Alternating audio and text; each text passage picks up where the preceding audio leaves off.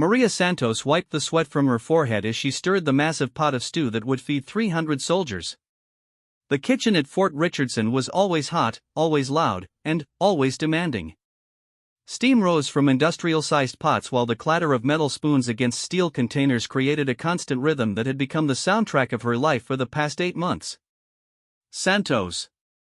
Where's the bread for table 6? Shouted Chef Rodriguez from across the kitchen. "Coming right up, chef," Maria replied, her voice steady despite the chaos around her. She moved with practiced efficiency, her hands working automatically as her mind wandered to places far from this military base kitchen in Alaska. The other cooks saw her as just another face in the crowd. A quiet woman who showed up early, worked hard, and never complained. They didn't know that beneath her simple cook's uniform and flour-dusted apron was a woman who had once commanded elite naval operations in the most dangerous waters of the world. They didn't know that the steady hands now kneading bread dough had once defused explosives under enemy fire.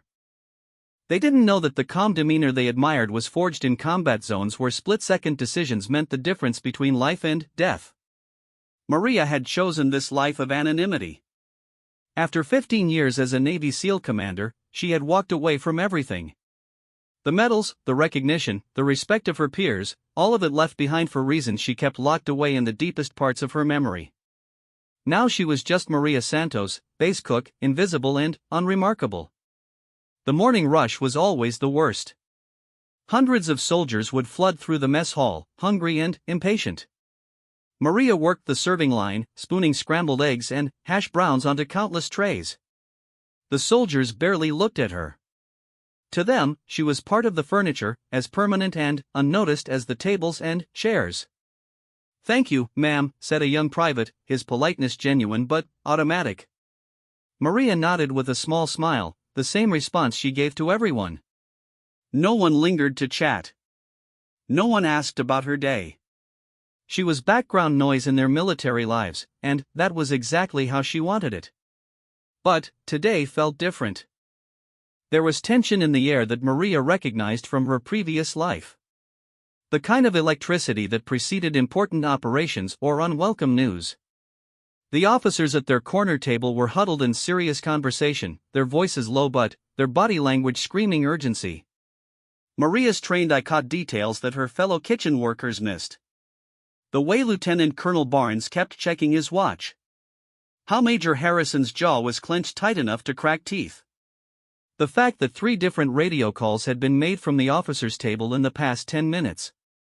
Something was happening, and her instincts were telling her it wasn't good.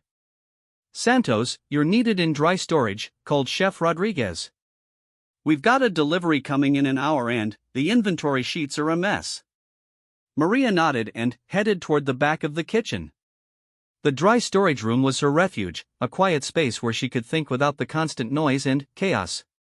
As she began counting cans of tomatoes and bags of flour, her mind drifted to the conversation she'd overheard the night before. 2 maintenance workers had been talking about unusual activity at the base's communication center. Extra guards, vehicles coming and going at odd hours, and personnel working through the night. Maria had filed the information away automatically, old habits dying hard. Even though she'd left her military career behind, the instincts remained sharp. The storage room door opened, and Private Kelly Williams stepped inside.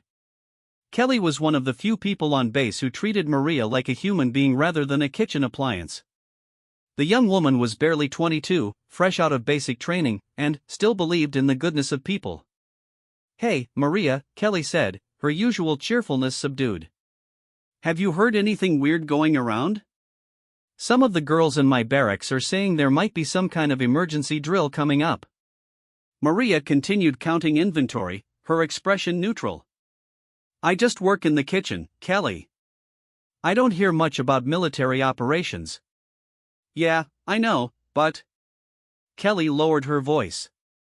"My sergeant seemed really stressed this morning.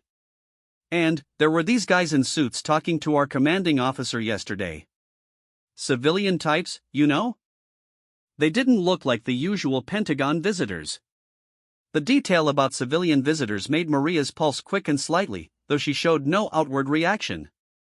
In her experience, when civilians in suits showed up at military bases unannounced, it usually meant intelligence issues or security threats. "I'm sure it's nothing to worry about," Maria said, her voice carefully modulated to sound unconcerned. "The military's always running drills and exercises. It's probably just routine stuff." Kelly nodded, but Maria could see the worry lines around the young woman's eyes. "Maybe you're right. It's just, this place has felt different lately. Like everyone's waiting for something bad to happen." After Kelly left, Maria found herself alone with her thoughts and a growing sense of unease. The conversation had confirmed what her instincts had been telling her all morning. Something was building at Fort Richardson, something that had the command structure on edge. She finished the inventory quickly and returned to the kitchen, where preparations for lunch were already underway. The routine of chopping vegetables and preparing portions usually calmed her mind, but today the repetitive tasks only gave her more time to think. At 1,400 hours, the base announcement system crackled to life. "All personnel report to designated assembly areas for mandatory briefing. This is not a drill. Repeat, all personnel report to assembly areas immediately." The kitchen erupted in confused chatter as the civilian contractors and military cooks tried to figure out what was happening. Chef Rodriguez looked around nervously, clearly out of his depth when it came to military emergencies. "What do we do?" asked one of the younger cooks. "Do kitchen staff have to go to these assembly things?" "Everyone means everyone," Maria said quietly. She untied her apron with steady hands, but, inside, her mind was racing through possibilities. Base-wide mandatory briefings were serious business. They meant either imminent threat or major operational changes. The mess hall had been converted into one of the assembly areas. Maria took a seat in the back, keeping her head down and her expression blank. Around her, soldiers filled every available chair and lined the walls. The tension was thick enough to cut with a knife. General Patricia Morrison took the stage, her bearing rigid with the kind of authority that came from decades of military service. Maria recognized the type, career officers who'd climbed the ranks through competence and determination. The general's face was grim as she looked out over the assembled personnel. "Ladies and gentlemen, I'll get straight to the point," General Morrison began. "We have received credible intelligence indicating a potential security threat to this installation. As of 1,500 hours, Fort Richardson is under heightened security protocols." A murmur ran through the crowd. Maria remained silent, but her trained mind was already analyzing the situation. The general's word choices, her body language, the timing of the announcement, everything pointed to a threat that was both immediate and serious. "All leave is cancelled effective immediately," the general continued. "No personnel will be permitted to leave base without explicit authorization from command. Security patrols will be increased, and all civilian contractors will be subject to additional screening procedures." Maria felt a cold weight settle in her stomach.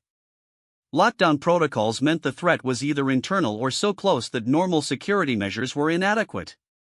She thought about Kelly Williams and wondered if the young private's instincts had been better than she'd given her credit for. "I know this is disruptive to your personal lives and plans," General Morrison said. "But I assure you these measures are necessary for the safety and security of everyone on this installation. Department heads will brief their personnel on specific protocol changes. That is all." As the general left the stage, the room erupted in conversation. Soldiers turned to each other with questions and concerns, but Maria remained in her seat, watching and listening. The fragments of conversation she caught painted a picture of confusion and worry. "My girlfriend's going to kill me if I miss her birthday. Think it's terrorists? Has to be something big to lock down the whole base. My unit was supposed to ship out next week. Wonder if that's cancelled too." Maria stood slowly and made her way back toward the kitchen. As she walked, she caught sight of several officers huddled in urgent discussion near the exit.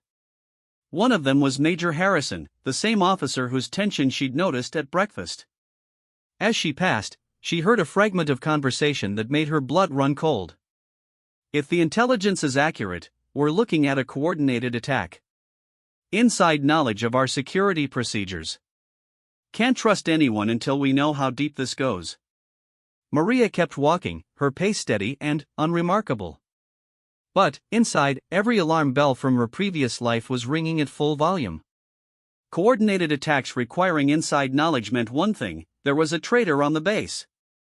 Back in the kitchen, the civilian contractors were buzzing with nervous energy. Chef Rodriguez was pacing back and forth, muttering about supply deliveries and meal schedules. The other cooks peppered him with questions he couldn't answer. "What does this mean for us?" asked one of the prep cooks. "Are we stuck here overnight? I've got kids at home." "Nobody knows anything yet," Rodriguez snapped, his stress showing. "We just keep doing our jobs until someone tells us different." Maria began cleaning her workstation, the familiar motions helping her think. If there was a security threat with internal components, the base would be conducting investigations. Background checks, surveillance reviews, communication monitoring, all the standard counterintelligence procedures she'd once been briefed on from the other side. Her current identity would hold up to routine scrutiny. The paperwork was solid, the references were real people who would vouch for Maria Santos the cook. But, if someone dug deep enough, if they had the right resources and the right questions, the carefully constructed background might start to show cracks. The thought didn't panic her. Maria Santos had been living quietly for 8 months, but the person she used to be was still there, just beneath the surface. The skills, the training, the tactical mindset, none of it had gone away. She'd simply chosen not to use it. As the afternoon wore on, the kitchen staff worked in subdued quiet. The usual chatter and joking was replaced by worried whispers and nervous glances toward the windows. Security patrols were indeed increased, with armed soldiers visible throughout the base. At 1800 hours, as Maria was preparing for the dinner service, Private Kelly Williams appeared at the kitchen entrance. The young woman looked scared and confused. "Maria, can I talk to you for a minute?" Kelly asked, her voice barely above a whisper. They stepped into the dry storage room again. Kelly's hands were shaking as she spoke. "Something really bad is happening," Kelly said. "My sergeant pulled me aside after the briefing. He said there might be enemy agents on the base." "Enemy agents, Maria? Like spies or terrorists or something?" Maria kept her expression neutral, but inside she was processing the new information. If command was warning personnel about enemy agents, it meant the threat was more than just external. "That sounds serious," Maria said carefully. "But I'm sure the officers know what they're doing. The military has procedures for these things." "But what if they don't catch them?" Kelly's voice was rising with panic. "What if these people are planning to hurt us? I mean, they could be anyone. They could be people we work with every day, and we'd never know." The irony of the statement wasn't lost on Maria. Kelly was absolutely right, enemy agents could be anyone. But the young private had no idea she was confiding her fears to someone whose very presence on the base was built on deception. "Kelly, listen to me," Maria said, her voice taking on a tone of authority she quickly softened. "Fear won't help you stay safe. You need to stay alert, follow the security protocols, and trust your training." "But I barely have any training," Kelly protested. "I'm just a mechanic. If something happens, I wouldn't know what to do." Maria studied the young woman's face. Kelly was genuinely terrified, and her fear was making her vulnerable. In Maria's experience, frightened people made mistakes, and mistakes in security situations could be fatal. "The most important thing is to stay calm and follow orders," Maria said. "Don't let paranoia make you suspect everyone around you. But don't ignore your instincts either. If something or someone doesn't feel right, report it to your superiors." After Kelly left, Maria stood alone in the storage room, weighing her options. She could continue playing the role of the invisible cook, keeping her head down and hoping the crisis would pass without affecting her. Or she could start paying closer attention, using her skills to gather information and assess the threat. The decision was made for her when she returned to the kitchen and overheard Chef Rodriguez on the phone with his supervisor. "No, I understand security is important, but we still have to feed people," Rodriguez was saying. If you're going to restrict our suppliers, we need advance notice. What do you mean, trust no one? These are people we've worked with for months. Maria felt a chill of recognition. Trust no one inch wasn't standard military security language. It was counterintelligence protocol for when the threat came from within. Someone in command suspected that the enemy agents weren't just on the base, they were part of the base personnel. As she prepared vegetables for dinner, Maria's mind catalogued everything she'd observed over the past 8 months. The delivery schedules, the personnel rotations, the communication patterns, the security procedures. Information that would be invaluable to someone planning an operation against the base. The question was, who else had access to that same information? The dinner service proceeded with mechanical efficiency. The soldiers who came through the line were subdued, their usual loud conversations replaced by quiet, worried discussions. Maria served meal after meal, listening to fragments of conversation that painted a picture of a base on edge. As the evening wound down and the kitchen staff began cleaning up, Maria made her decision. She wouldn't actively investigate, that would risk blowing her cover. But she would watch, and listen, and remember. Because despite everything she'd left behind, she was still a soldier at heart. And soldiers protected their own, even when their own didn't know who they really were. The night shift was skeleton crew only. Maria volunteered to stay late, citing inventory work that needed to be finished. In reality, she wanted to observe the base's nighttime routines under the new security protocols. As she worked alone in the quiet kitchen, Maria Santos the cook faded into the background. What emerged was someone else entirely, someone with the skills and experience to recognize that Fort Richardson was sitting on a powder keg, and the fuse was already lit. #watching from the shadows. The base felt different at night under the new security protocols. Maria moved through the empty corridors with the practiced silence of someone who had once made invisibility an art form. Officially, she was conducting inventory in various storage areas throughout the facility. Unofficially, she was mapping the changes in security patterns and personnel behavior. The night guards were jumpy. She could see it in the way they gripped their weapons, the frequency of their radio checks, the way their eyes darted to every shadow. These weren't the relaxed, routine patrols she'd observed over the past 8 months. These were soldiers who believed they were hunting dangerous prey within their own walls. Maria's first stop was the loading dock behind the mess hall. As the senior cook on the night shift, she had legitimate reasons to check on incoming supplies. But what she really wanted to see was how the new security protocols were affecting the base's logistics operations. The loading area was lit up like a Christmas tree. Floodlights that were normally only used during major operations bathed the entire space in harsh white light. 2 guards flanked the entrance, and Maria could see at least 3 more positioned around the perimeter. "Evening, ma'am," one of the guards said as she approached. He was young, maybe 25, with the kind of nervous energy that came from too much caffeine and too little sleep. "Can I see your ID?" Maria handed over her base identification card, noting that he examined it far more carefully than anyone had in her 8 months at Fort Richardson. He even used a small UV light to check for security features she wasn't sure had been there before. "What brings you out here this late, Ms. Santos?" the guard asked, his tone polite but professional. "Inventory check," Maria replied, holding up her clipboard. "We've got a big delivery scheduled for tomorrow morning, and, with all the security changes, I want to make sure we have space allocated properly." The guard nodded and returned her ID. "Mind if I accompany you?" New protocols say civilian contractors need escorts in certain areas after 2200 hours. Maria kept her expression neutral, though internally she was cataloging another piece of information.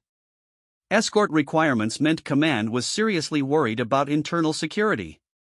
They weren't just looking for external threats anymore. "Of course," she said. "I appreciate the company." The guard's name was Corporal Jenkins, and he was clearly new to Fort Richardson. As they walked through the storage areas, Maria engaged him in casual conversation, the kind of small talk that seemed innocent but revealed important information to someone who knew how to listen. "Must be quite an adjustment, all these security changes," Maria said as she counted cases of canned goods.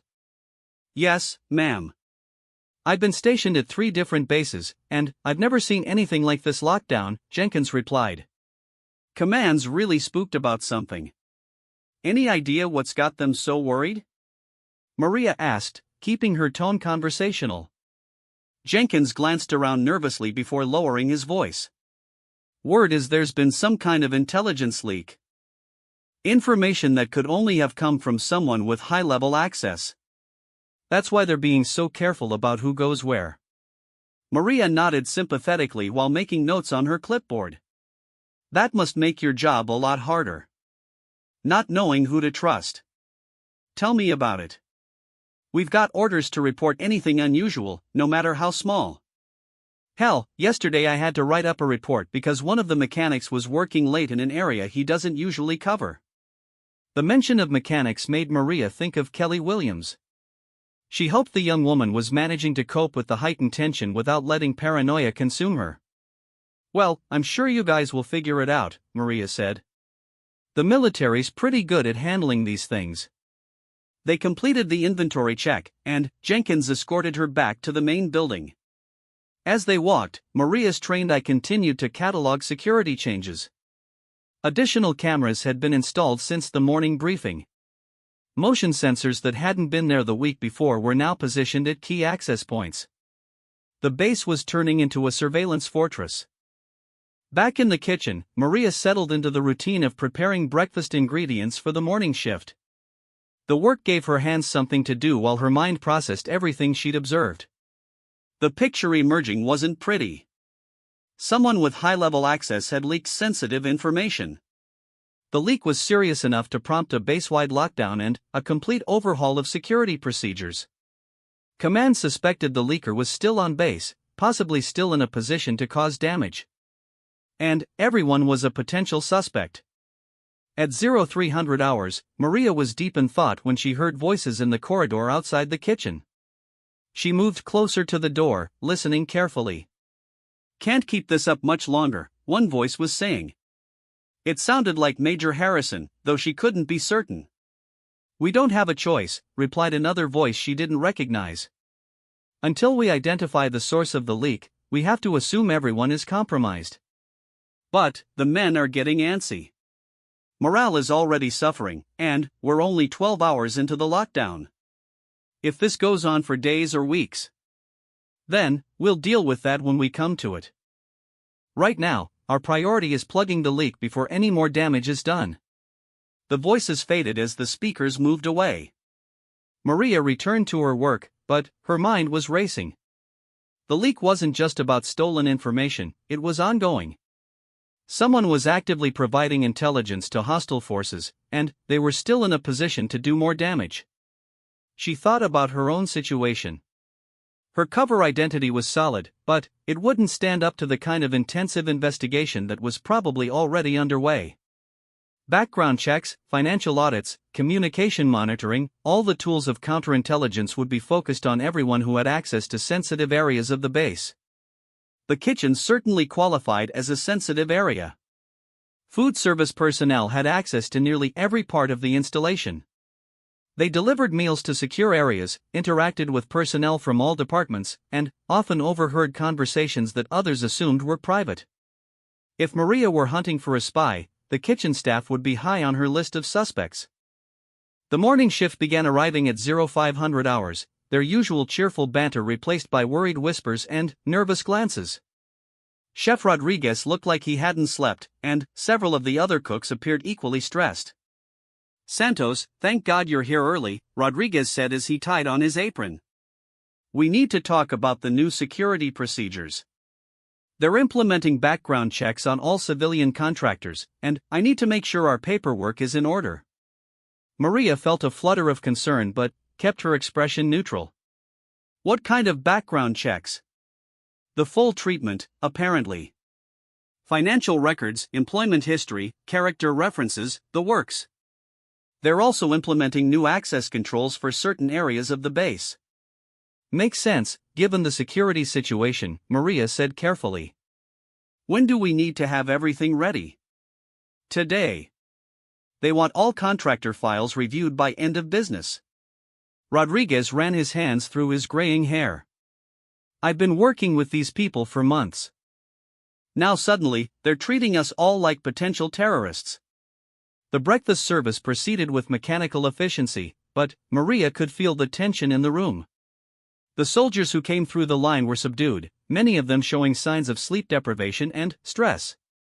She overheard fragments of conversation that painted a picture of a base consumed by suspicion and fear. Heard they're monitoring all our communications now. Buddy of mine got pulled in for questioning yesterday. Can't even call my wife without wondering if someone's listening. Private Kelly Williams appeared at the serving line looking haggard and frightened. When she reached Maria's station, she leaned in close and whispered, "Can I talk to you later?" "It's important." Maria nodded and continued serving, but her mind was already working through possibilities. Kelly's request, combined with her obvious distress, suggested the young woman had either seen something or knew something relevant to the security situation. The morning rush ended, and Maria found herself with a brief lull before lunch preparations began. She was cleaning her workstation when Kelly appeared at the kitchen entrance, looking around nervously before approaching. "We need to talk privately," Kelly said, her voice barely audible. They went to the dry storage room again, their unofficial meeting place. Kelly's hands were shaking as she closed the door behind them. "Maria, I think I know who the spy is," Kelly whispered. Maria felt her pulse quicken but kept her expression calm. "That's a serious accusation, Kelly. What makes you think you know something like that?" "Last night, I was working late in the motor pool. We've been having problems with one of the generators, and I was trying to get it fixed before morning. Around midnight, I saw someone coming out of the communications building. Someone who shouldn't have been there." "Who?" Maria asked. "Sergeant First Class Morrison. He's not assigned to communications, and he was acting really strange. Looking around like he didn't want to be seen, you know? And he was carrying something, papers or files or something." Maria's mind raced. Morrison was a common enough name, but, in the context of a military base, it raised questions about connections to the commanding general. "Did you report this to anyone?" Maria asked. Kelly shook her head. "That's the problem. Morrison is tight with a lot of the senior NCOs. What if I'm wrong? What if he had a legitimate reason to be there? I could get in serious trouble for making false accusations." "But, you're worried that if you don't report it, and he really is the spy, more damage could be done," Maria said. "Exactly." Kelly's voice was filled with anguish.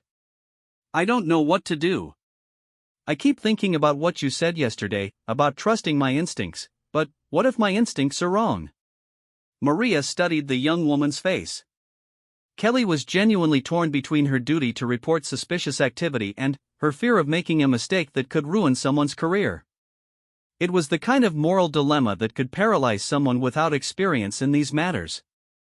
"Kelly, listen to me carefully," Maria said, her voice taking on the authority of someone accustomed to making difficult decisions. "In security situations like this, it's better to report something that turns out to be innocent than to stay silent about something that turns out to be dangerous." "But what if there are no what-ifs that matter more than the safety of everyone on this base?" Maria interrupted. "If Morrison had legitimate business in the communications building, he'll be able to explain it. If he didn't, then you may have identified a serious security threat." Kelly nodded slowly. "You're right. I should report it. But who do I tell? I mean, if Morrison really is compromised, how do I know his friends aren't too?" It was a valid concern, one that showed Kelly was thinking more clearly than her fear would suggest. Chain of command was important in the military, but, in counterintelligence situations, it could also be a vulnerability. "Go to someone outside Morrison's immediate circle," Maria advised. "An officer from a different department, or someone from the military police. The important thing is to get the information to people who can investigate it properly." After Kelly left, Maria remained in the storage room, thinking through the implications of what she'd heard. If Kelly's observation was accurate, and if Morrison was indeed the spy, it raised several troubling questions. How long had the leak been active? What information had already been compromised? And, most importantly, was Morrison working alone, or was he part of a larger network? Maria returned to the kitchen and threw herself into lunch preparations, using the routine work to think through the situation. She found herself watching the staff more carefully, looking for signs of unusual behavior or stress. Everyone seemed nervous, but that was to be expected given the circumstances. What she was looking for were the subtle tells that indicated deception rather than fear. Chef Rodriguez was definitely stressed, but his behavior seemed consistent with someone worried about his job security rather than someone hiding secrets. The other cooks were similarly anxious but showed no signs of guilt or duplicity. If there were other spies on the kitchen staff, they were either very good at hiding it, or they didn't exist. At 1,200 hours, the lunch service began. The mess hall was less crowded than usual, as many personnel were presumably involved in security briefings or investigations. Those who did come to eat seemed subdued and distracted. Maria was serving vegetables when she noticed Sergeant First Class Morrison in the lunch line. He was a big man, probably in his late 30s, with the kind of confident bearing that came from years of military service. Nothing about his appearance or demeanor suggested deception or guilt. But, then, again, good spies rarely looked the part. When Morrison reached her station, Maria served his portion with the same neutral politeness she showed everyone.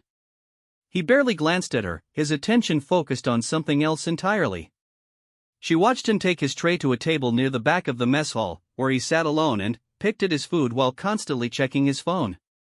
The phone activity was interesting. Under normal circumstances, personal devices were commonly used during meal times.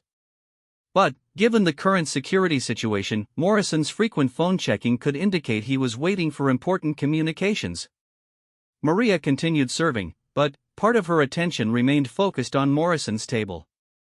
She watched him finish his meal quickly and leave, his phone in his hand as he walked toward the exit. The behavior was subtle, but, to someone trained in surveillance, it suggested a man under pressure. The afternoon passed slowly, with Maria dividing her time between kitchen duties and careful observation of base personnel. The security briefings were apparently ongoing, as evidenced by the constant movement of officers and senior NCOs throughout the facility. The atmosphere of tension and suspicion was almost palpable. At 1,600 hours, Maria was preparing for the dinner service when Private Kelly Williams appeared again. This time, the young woman looked more determined than frightened. "I did it," Kelly said quietly as she approached Maria's workstation. "I reported what I saw to Captain Martinez from the military police. He took it seriously and said they would investigate." "How do you feel about that decision?" Maria asked. "Scared, but like I did the right thing," Kelly replied. "Captain Martinez said I should continue my normal duties but keep my eyes open for anything else unusual." "That sounds like good advice," Maria said. "Just remember to be careful. If Morrison is involved in something illegal, and if he has accomplices, they might be watching for signs that someone is onto them." Kelly's eyes widened. "You mean I could be in danger?" Maria realized she'd perhaps said too much, revealing knowledge and thinking patterns that went beyond what a cook should know about security matters. She needed to backtrack carefully. "I just mean you should be cautious," Maria said. "In any investigation, it's important not to do anything that might interfere with the professionals who are handling it." The dinner service was about to begin when the base announcement system crackled to life again. "All personnel report to designated assembly areas for updated briefing." This is not a drill. The kitchen staff looked at each other with expressions of dread. 2 mandatory briefings in as many days meant the situation was escalating rather than improving. "Here we go again," muttered Rodriguez as he untied his apron. The mess hall was packed for the second briefing, with personnel standing along the walls and crowding the aisles between tables. The tension was even thicker than it had been the day before, if that was possible. General Morrison took the stage again, but this time she was accompanied by a man in civilian clothes whom Maria didn't recognize. The general's expression was grim as she surveyed the assembled personnel. "Ladies and gentlemen, I have an update on yesterday's security briefing," the general began. "Our investigation has identified specific threats to the security of this installation. As a result, we are implementing additional security measures effective immediately. A murmur ran through the crowd. Maria remained silent, but her trained eye was focused on the civilian who stood beside the general. Something about his bearing suggested intelligence community, probably CIA or NSA.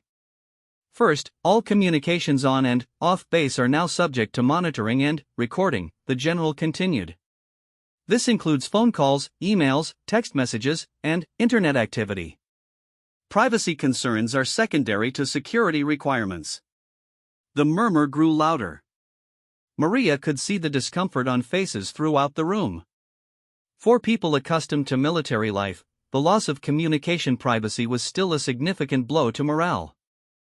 Second, all personnel movements on base will be tracked and logged. Access to certain areas will be restricted based on security clearance and operational necessity. Third, all off-base activities are suspended indefinitely. No one leaves this installation without explicit authorization from command. The room erupted in concerned voices. Maria watched the civilian beside the general, noting how his eyes moved methodically across the assembled personnel. He was studying faces, looking for reactions that might indicate guilt or fear. It was a technique she recognized from her own training. "I know these measures seem extreme," General Morrison said, raising her voice to quiet the crowd. "But I assure you they are necessary to protect all of us from a clear and present danger. We have evidence of ongoing espionage activities, and we will not rest until the threat is eliminated." As the general spoke, Maria noticed movement near one of the side exits. Sergeant Morrison was attempting to leave quietly, his phone pressed to his ear. The timing seemed suspicious, given the content of the briefing. But Maria wasn't the only one who noticed. The civilian beside the general made a subtle gesture, and 2 military policemen moved to intercept Morrison at the exit. Maria watched as they approached the sergeant and engaged him in what appeared to be a polite but firm conversation. Morrison's body language changed immediately. His casual confidence evaporated, replaced by the rigid posture of someone who suddenly realized they were in serious trouble. He ended his phone call abruptly and accompanied the MPs out of the mess hall. The briefing concluded with additional details about the new security protocols, but Maria's attention was focused on what she'd just witnessed. If Morrison was indeed the spy Kelly had observed, his attempt to leave during the security briefing suggested either panic or a desperate attempt to communicate with his handlers before communications monitoring made it impossible. As the assembled personnel began to disperse, Maria found herself wondering what would happen next. Morrison's apprehension might solve the immediate security problem, but it could also create new ones. If he was part of a network, his arrest would alert other members that their operation had been compromised. Back in the kitchen, the civilian contractors worked with subdued efficiency. The new security measures meant their lives were about to become much more complicated and closely monitored. Chef Rodriguez was particularly agitated, muttering about privacy rights and constitutional protections. "This is America, not some police state," he complained as he organized supplies for the next day's meals. "They can't just spy on everyone because of one bad apple." Maria continued her work without comment, but internally she was evaluating the situation from multiple angles. The security crackdown would make it much harder for any remaining spies to operate, but it would also make life difficult for everyone on the base. The question was whether the benefits would outweigh the costs. As the evening wore on, word began to spread through informal channels that Sergeant Morrison had indeed been arrested and was being held for questioning. The news brought a mixture of relief and continued anxiety to the base personnel. Relief because the immediate threat might have been neutralized. Anxiety because no one knew yet whether Morrison had been working alone or as part of a larger conspiracy.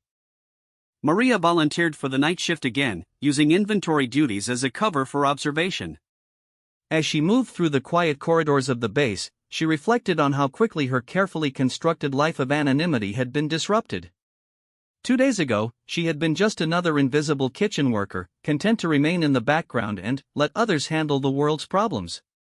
Now she found herself in the middle of a security crisis, using skills she'd hoped never to need again. The question was, how much deeper was she willing to get involved, Deeper into the shadows. The arrest of Sergeant Morrison should have brought relief to Fort Richardson, but, instead, the tension seemed to ratchet up another notch. Maria noticed it in the way personnel moved through the corridors, faster, with more purpose, constantly looking over their shoulders. The base felt like a place where everyone was waiting for the other shoe to drop. 3 days had passed since Morrison's arrest, and the promised return to normalcy hadn't materialized. If anything, the security measures were becoming more restrictive. Additional checkpoints had appeared overnight. Armed guards now stood at locations that had never required security before. The base was transforming from a military installation into something that resembled a prison. Maria was conducting her morning inventory when she overheard a conversation that made her blood run cold. 2 military police officers were speaking in low voices outside the storage room, apparently unaware that anyone could hear them. "Morrison's not talking," one of them said. 3 days of interrogation and he's maintaining his innocence. "What about the evidence Williams reported?" asked the other. "Circumstantial at best. He was in the communications building, but he claims he was delivering a message for his commanding officer. The problem is, his CO died in a car accident 2 weeks ago, so we can't verify the story." Maria felt her heart skip a beat. Morrison's commanding officer was dead, and under suspicious circumstances by the sound of it. The investigation was getting more complicated, not less. "So we might have the wrong guy?" the first officer asked. "Or he's just the tip of the iceberg. Command thinks there's a whole network operating here. Morrison might be small fish." The officers moved away, leaving Maria alone with disturbing new information. If Morrison wasn't the only spy, if there was indeed a network, then arresting him might have accomplished nothing except alerting the others that they were under suspicion. She finished her inventory quickly and returned to the kitchen, where Chef Rodriguez was dealing with new complications caused by the security restrictions. "They want to inspect every delivery now," he was complaining to anyone who would listen. "Full searches, background checks on drivers, the works. It's going to add hours to our receiving process." "Better safe than sorry," replied one of the other cooks, but Rodriguez wasn't having it. "Safe from what? We're talking about food deliveries from suppliers we've used for years. These people aren't terrorists, they're trying to run businesses." Maria listened while continuing her prep work, but her mind was elsewhere. The conversation between the MPs had revealed that the investigation was far from over. If anything, it was just beginning. At 1000 hours, Private Kelly Williams appeared at the kitchen entrance, looking even more stressed than she had the previous day. She caught Maria's eye and jerked her head toward the storage room, their usual meeting place. "We have a problem," Kelly said the moment the door closed behind them. "A big problem. What kind of problem?" Maria asked, though she suspected she already knew. "They're saying Morrison might not be the spy after all." "That maybe I made a mistake." Kelly's voice was shaking. "What if I got an innocent man arrested? What if the real spy is still out there because I screwed up?" Maria studied the young woman's face. Kelly was clearly devastated by the possibility that her report might have led to a wrongful arrest. It was the kind of moral anguish that could paralyze someone if not handled carefully. "Kelly, listen to me," Maria said, her voice taking on the calm authority she'd once used to brief combat teams.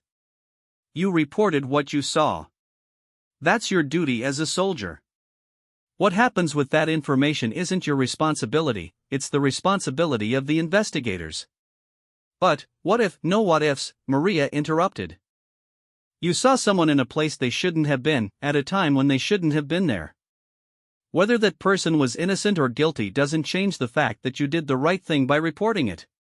Kelly nodded, but Maria could see the doubt still clouding her eyes. "There's something else," Kelly said. "Something I didn't tell you before." "What?" "When I saw Morrison leaving the communications building, he wasn't alone. There was someone else with him. Someone I couldn't see clearly because they were staying in the shadows." Maria felt a chill run down her spine. If Morrison had been meeting with someone else, it suggested coordination and planning that went beyond a single rogue agent. "Why didn't you mention this earlier?" Maria asked. because I wasn't sure what I saw. It was dark, and I was pretty far away. I thought maybe I imagined it, or maybe it was just his shadow or something. But now you don't think so. Now I think there were definitely two people. And if Morrison is innocent, then maybe the other person is the real spy. Maria processed this new information quickly. If Kelly had seen two people, and if Morrison wasn't talking, it could mean several things. Morrison might be protecting his accomplice. Or Morrison might be innocent, and the real spy had used him as an unwitting cover for their own activities. Have you told the investigators about the second person? Maria asked. Kelly shook her head. I'm afraid to. What if they think I'm making things up to cover for my mistake? What if they think I'm not reliable? Kelly, you have to tell them. This could be crucial information. Will you come with me? I mean, not to the interview or anything, but just. I don't know. I trust you, Maria. You always seem to know what to do. Maria felt a pang of guilt at Kelly's trust. The young woman saw her as a wise older sister, someone who had life experience and good judgment. She had no idea she was confiding in someone whose very presence on the base was a deception. I can't go to the interview with you, Maria said carefully. But I can help you practice what you're going to say. The important thing is to be clear and honest about what you saw, even if you're not completely certain about every detail. They spent the next 20 minutes going over Kelly's story, with Maria helping her organize her thoughts and identify the most important details. By the time they finished, Kelly seemed more confident about approaching the investigators. After Kelly left, Maria remained in the storage room, thinking through the implications of what she'd learned. The investigation was moving in directions that could become dangerous for everyone involved. If there was indeed a spy network operating on the base, Morrison's arrest might have triggered a response from the other members. She was interrupted by a knock on the door. Chef Rodriguez stuck his head in, looking harried. Santos, I need you out here. We've got brass coming through for an inspection, and I want everything perfect. Maria followed Rodriguez back to the main kitchen, where she found a flurry of activity. The civilian contractors were cleaning and organizing with desperate efficiency, clearly terrified of failing an inspection that could cost them their jobs. 20 minutes later, a group of officers entered the kitchen, led by General Morrison herself. Maria kept her head down and continued working, but her peripheral vision tracked every movement in the room. The inspection was thorough, with the officers examining everything from food storage procedures to personnel files. Maria noticed that one of the officers, a colonel she didn't recognize, was paying particular attention to the civilian contractors. When the group reached her station, Maria looked up briefly and made eye contact with General Morrison. For just a moment, she saw something in the general's eyes that made her think the woman was evaluating more than just kitchen operations. How long have you been working here, Ms. Santos? The general asked. 8 months, ma'am, Maria replied, keeping her voice neutral and respectful. And you're satisfied with your work environment? No concerns about security or personnel? It was an odd question for a kitchen inspection. Maria realized the general might be using the inspection as a cover for something else, perhaps gathering intelligence about potential security vulnerabilities among the civilian staff. No concerns, ma'am, Maria said.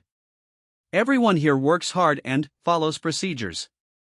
General Morrison nodded and moved on, but Maria caught the colonel giving her a more extended look. She had the uncomfortable feeling that she'd just been subjected to some kind of assessment. After the inspection team left, the kitchen staff gradually relaxed. But Maria remained on edge. The general's questions and the colonel's scrutiny suggested that the investigation was expanding beyond Morrison to include a broader examination of base personnel. The rest of the morning passed without incident, but at 1,300 hours, an announcement came over the base communication system that sent a new wave of anxiety through everyone who heard it.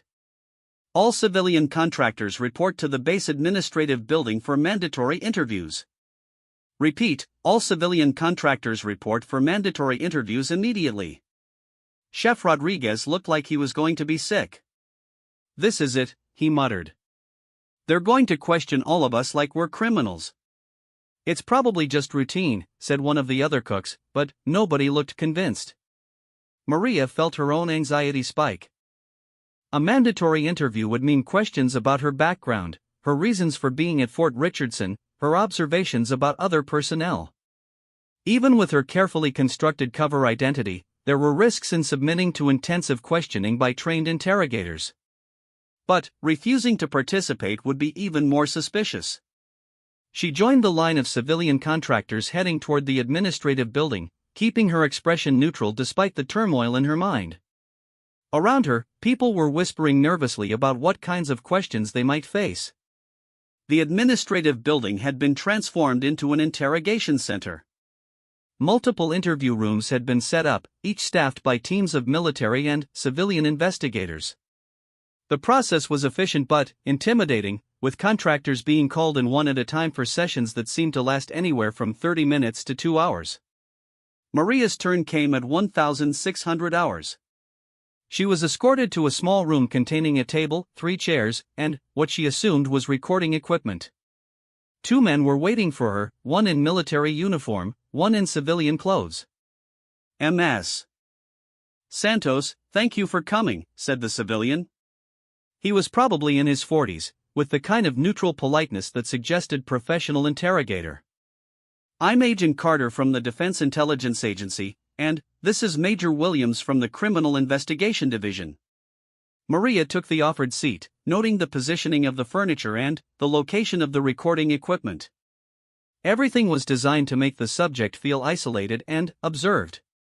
"We're conducting routine interviews with all civilian personnel as part of our ongoing security review," Agent Carter continued.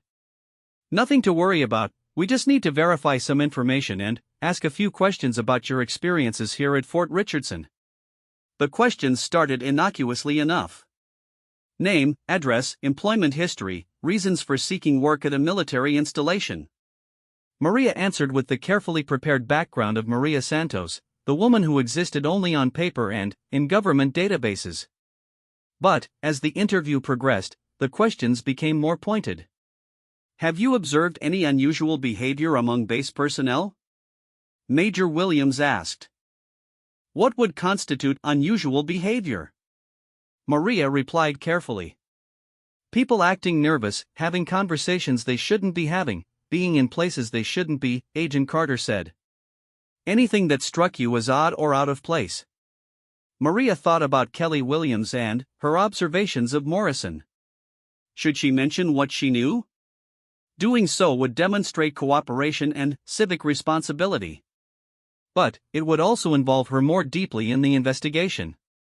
"I can't say I've noticed anything particularly unusual," she said finally.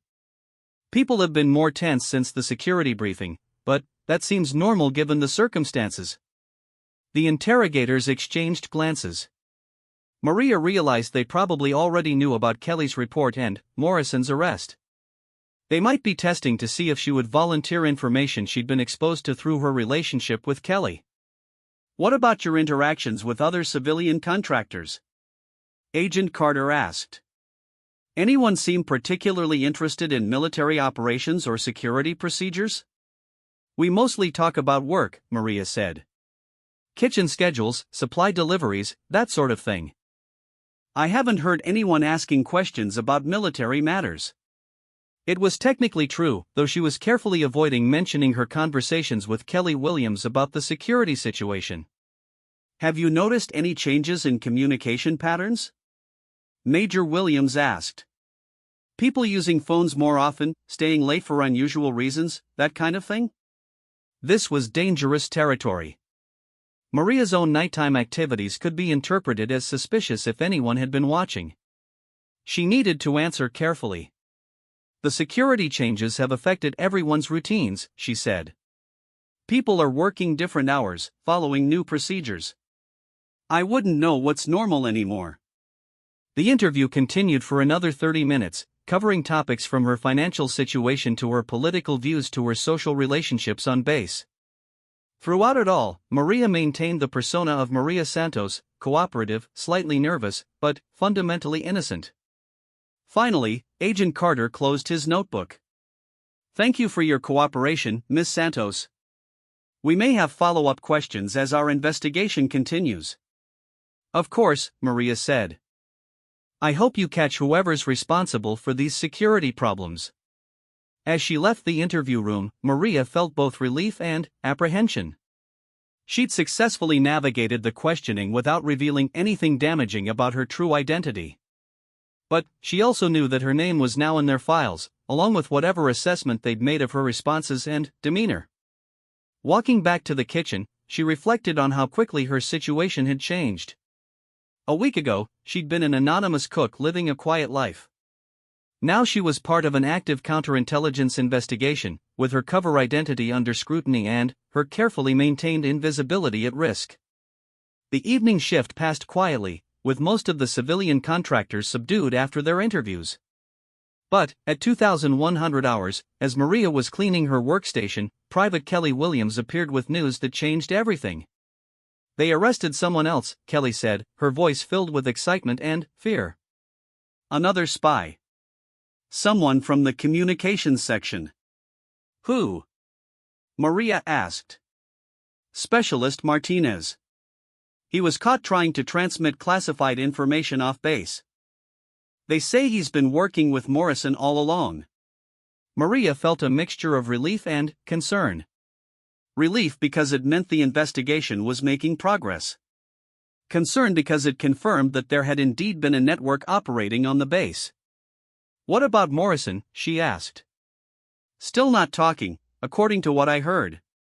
But, with Martinez caught red-handed, they might not need his cooperation. After Kelly left, Maria continued her work, but her mind was racing. The arrest of Martinez suggested that the spy network was larger than just two people.